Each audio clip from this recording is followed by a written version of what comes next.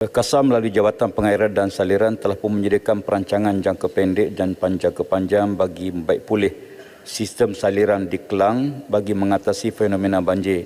Sehubungan itu, JPS Negeri Selangor telah pun menerima peruntukan sejumlah 98.05 juta bagi tahun 2022. Manakala permohonan bagi RP3 dirancang dipohon sebanyak 2.06 bilion melibatkan 5 projek bagi Negeri Selangor, dan di antara perancangan jangka pendek, projek pemeliharaan sungai untuk mengurangkan risiko banjir telah pun diluluskan oleh Kerajaan Persekutuan di bawah RP Rancangan Malaysia ke-12 bagi Negeri Selangor. Skop kerja yang melibatkan kerja-kerja pengaluran sungai, kerja-kerja penstabilan tebing sungai, naik taraf aset ta'alih dan naik taraf saluran dan struktur berkaitan bagi meningkatkan kualiti air sungai. Pada tahun 2022, Rolling Plan kedua, RMK12 sebanyak 50 kerja telah dirancang untuk dilaksanakan dengan kos keseluruhan RM10 juta, di mana 13 kerja dan pelaksanaan baki 37 projek dalam peringkat perolehan. Daripada projek ini, sebanyak 3 kerja akan dilaksanakan di arah Kelang berjumlah RM1.5 juta. Selain pada itu, Kerajaan Negeri Selangor juga memperuntukkan kepada JPS Negeri Selangor sebanyak 13.43 juta untuk kerja-kerja daerah Kelang yang melibatkan yang pertama, peruntukan pembangunan pasca banjir RM930,000, peruntukan mengurus penyelenggaraan RM8.5 juta, akaun amanah cara memparik kerja-kerja kritikal dan segera sebanyak RM4 juta. Sebagai langkah untuk memulihkan kerosakan infrastruktur JPS, KASA telah memohon peruntukan tambahan sebanyak RM80 juta bagi pelan pemilihan pasca banjir dan kerja-kerja melibatkan beberapa tempat termasuk kawasan Kelang.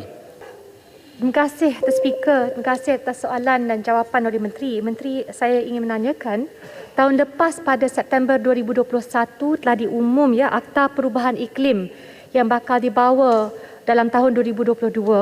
Kita memahami kadang-kadang punya wujudnya pertikaian antara rizab hidrolik, aset hidrolik di bawah milikan kerajaan negeri dengan kerajaan pusat. Bagaimanakah akta ini bakal mengambil kira pertikaian sebegini, lebih-lebih lagi bila berkait dengan projek tebatan ataupun mana-mana teknologi terkini menyimpan simpanan air banjir bawah tanah contohnya. Bagaimanakah akta ini dapat mengawal selia dan memperbaiki hubungan supaya semua rizab aset hidrolik mampu diselenggara oleh kerajaan negeri dengan harmoni walau mana pun parti politik yang memerintah. Terima kasih, Hormat. Silakan Mak Tampau, silakan Menteri. Terima kasih, Mak Tampau. Sebenarnya kita mempunyai suatu kajian yang komprehensif di segi membangunkan aset yang sedia ada supaya dapat sebarang perancangan pembangunan mesti diambil kira.